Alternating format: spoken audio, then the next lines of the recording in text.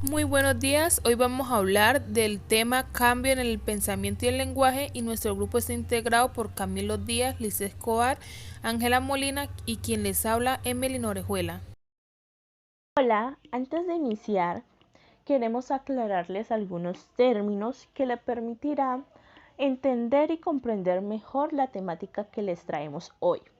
Primero que todo, queremos hablarles sobre el Homo erectus, quien es el primate que por primera vez va a tomar la postura erguida, preservando así su columna vertebral, lo cual se convertirá en un animal óptico gracias a esta nueva postura para facilitar el mirar hacia todos los lados.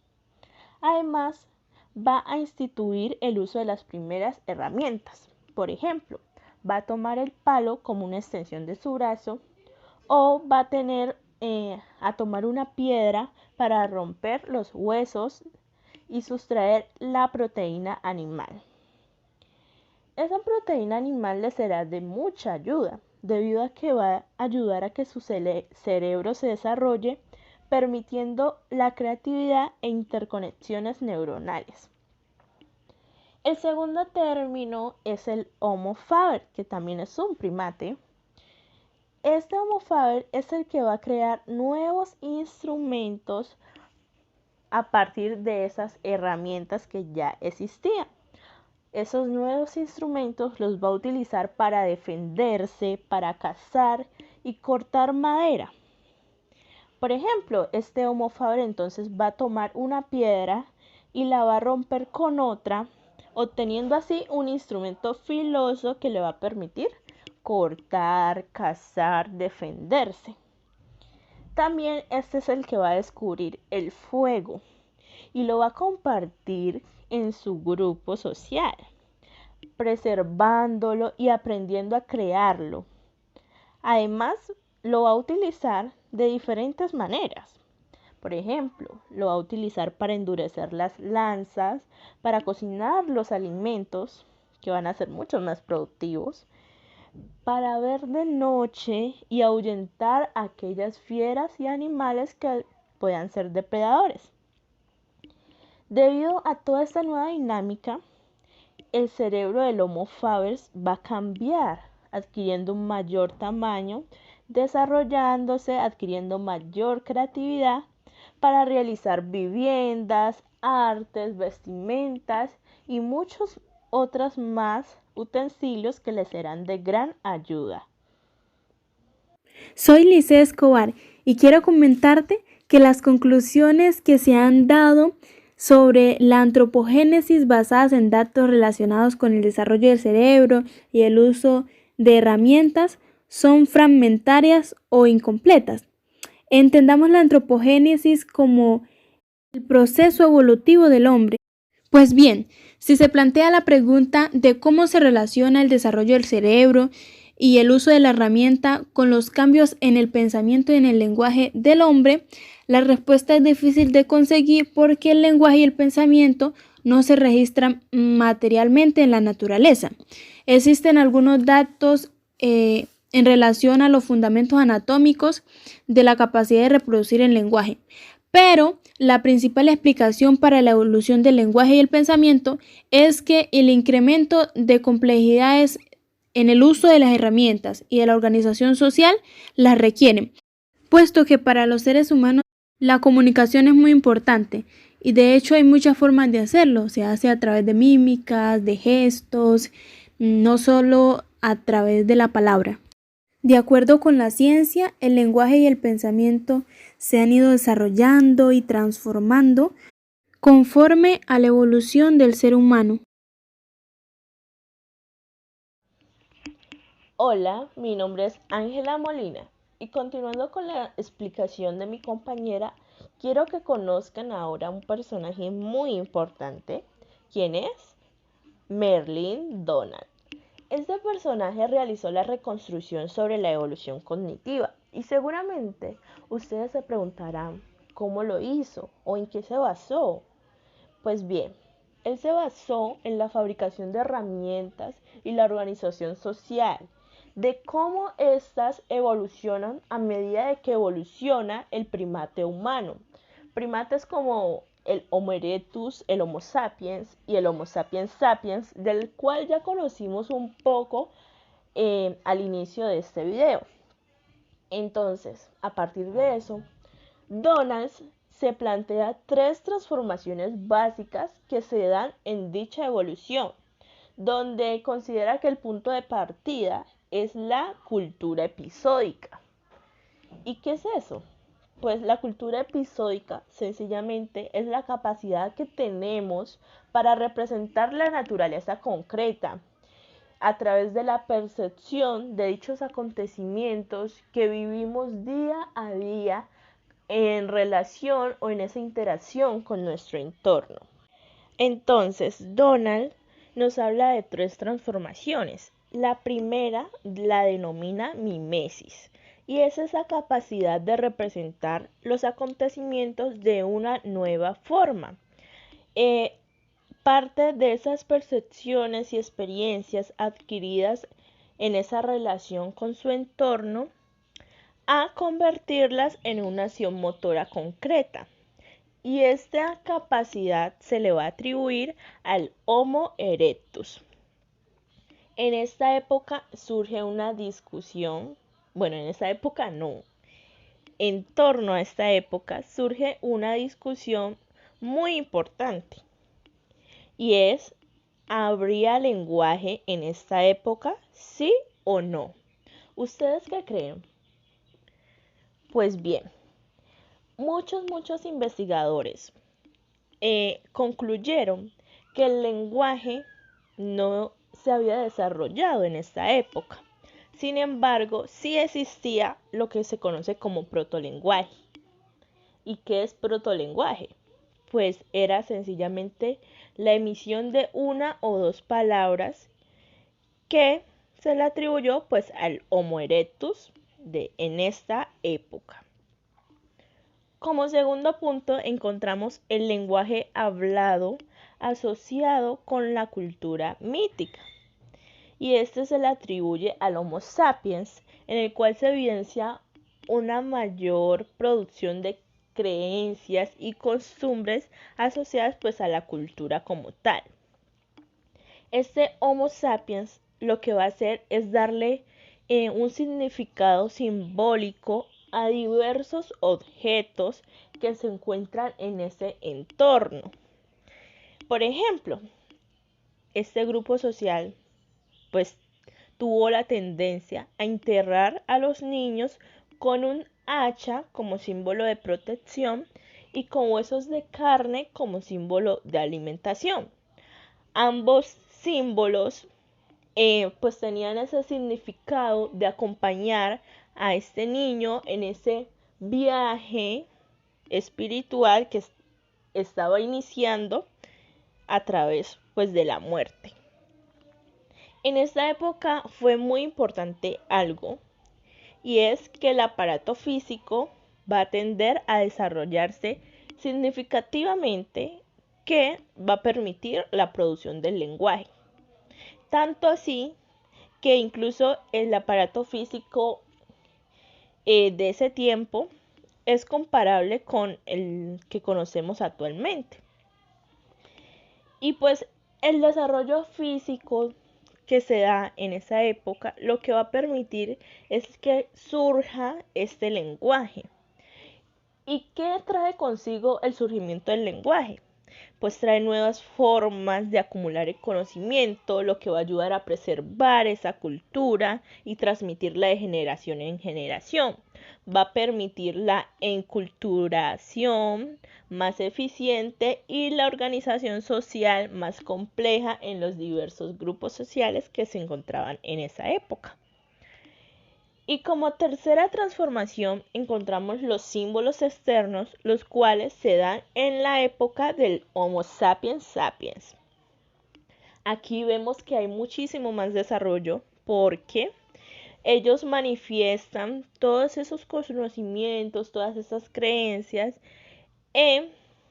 y a través del arte simbólico. Además del arte, pues se da la creación de nuevos artefactos que son sumamente representacionales para para ellos y para su cultura.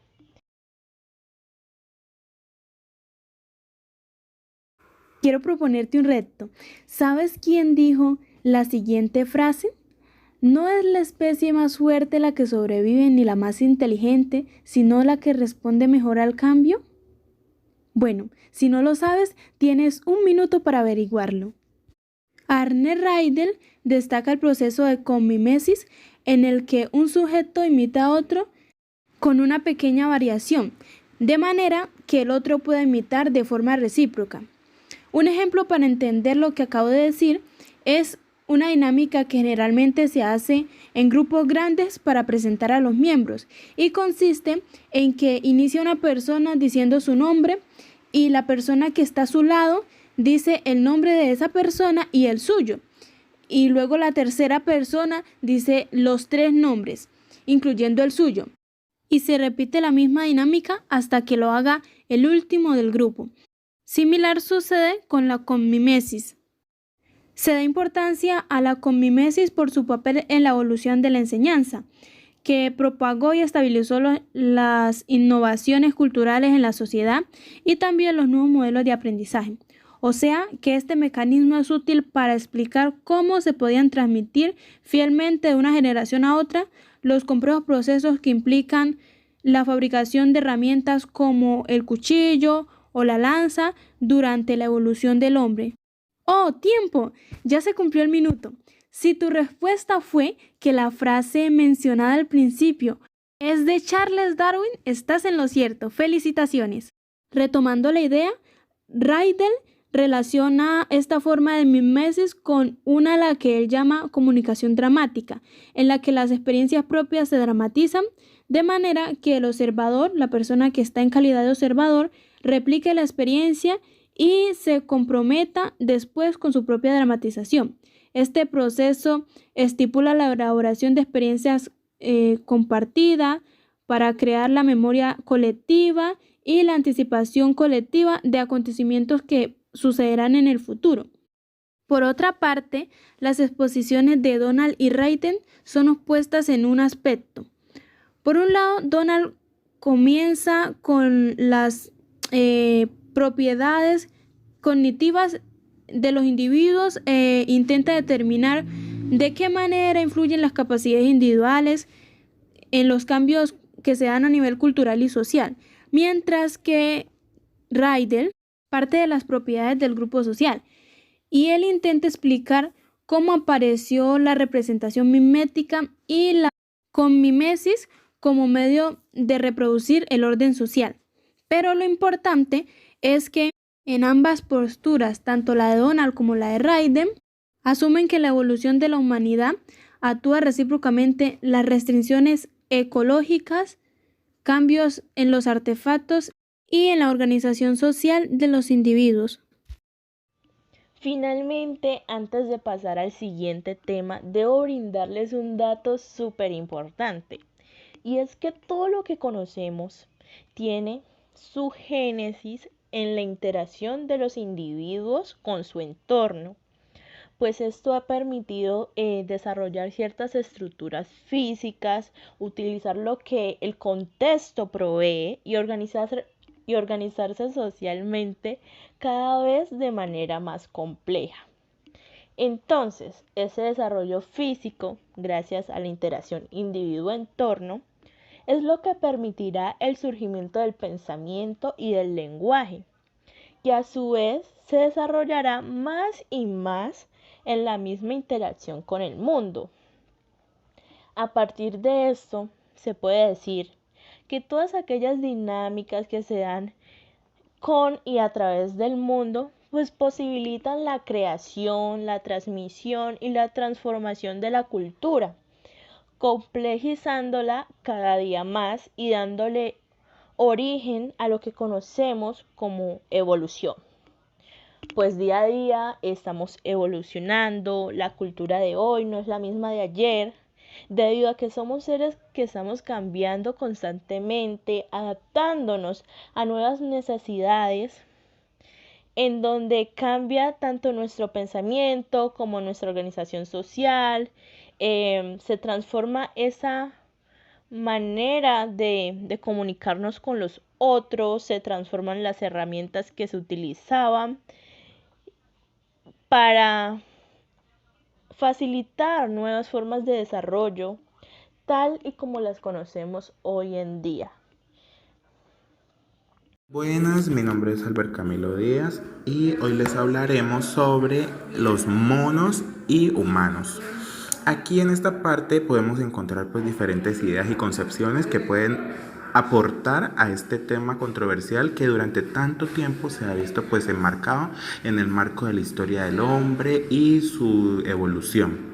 Podemos encontrar que las diferentes líneas argumentales o pruebas sobre los cambios que produjo el Homo sapiens moderno tiene sus réplicas en las distintas explicaciones pues de las capacidades. ¿Qué capacidades? Capacidades cognitivas, lingüísticas y pues no menos importantes en la utilización pues de herramientas de los primates contemporáneos.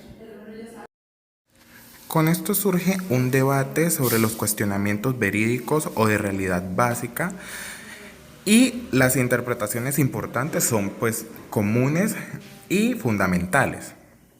En este debate pues surgen o se genera en términos de singularidad o unicidad humana.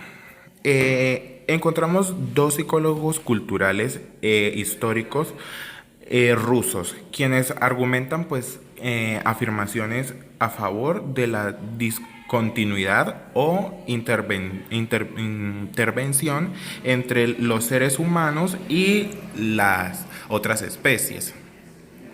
Hola, mi nombre es Emelin Tatiana Orejuela y hoy vamos a hablar de Vygotsky. Vygotsky escribió que la cultura crea formas especiales de la conducta y que cambia el funcionamiento de la mente y también construye nuevas historias en el sistema y en el desarrollo de la conducta humana. Nos dice que en el curso del desarrollo histórico los seres humanos sociales cambian los modos y los medios de su conducta y que transforman sus premisas y sus funciones naturales y elaboran y crean nuevas formas específicas culturales de la conducta. Tenemos que las funciones mentales inferiores son suficientes para sobrevivir, pero en condiciones animal. Entre paréntesis, también nos dice que las funciones mentales superiores son necesarias para un desarrollo humano y a la vez son adquiridas por el contacto humano y esas no, lo que van a hacer es permitirnos cambiar las conductas a acciones instrumentales. En el desarrollo de las funciones mentales superiores se involucra todo lo humano, el lenguaje, la socialización y lo que hace es que el desarrollo próximo en la que de cierta manera afirma la forma en que somos gracias a nuestro entorno, por lo que hacemos y que la cultura y la sociedad tienen una influencia mucho mayor en nosotros, de lo que podemos pensar, no solo determinar. Por ejemplo, nuestra personalidad, nuestra forma de hablar, sino que desde un principio nos determina como persona. Ahora bien, nos dice que en el comportamiento y la anatomía entre varios primates y los humanos existe una similitud y esto viene de una herencia de un ancestro primate. Quiere decir que esto fue cambiando y adaptándose a las necesidades de las variaciones ambientales que como vemos ahora siempre están a la orden del día dando como resultado varios tipos de monos con parecidas o diferentes necesidades fisiológicas y sociales. También nos dice que en la alimentación es uno de los comportamientos en los que se puede observar la diferencia entre monos y humanos, ya que en general los primates son considerados como animales omnívoros que pueden alimentarse de animales y plantas, pero como vimos, nuestros monos son folívoros y consumen hojas y frutos. Y como seres humanos podemos tener acceso a un sinfín de tipos de comida, desde los platos típicos, vegetarianos y como a la jugosa carne. Y en el mundo natural los monos no tienen acceso a esta ventaja y se alimentan de lo que hay disponible. En la parte contradictoria o la opción contradictoria encontramos quien defiende pues esta postura es Charles Darwin, quien, aunque reconoció pues una enorme separación entre las capacidades mentales de los otros animales y los seres humanos, también pues negó o encontró como una parte contradictoria o contradijo pues la discontinuidad en los mecanismos latentes o subyacentes a la conducta humana y animal.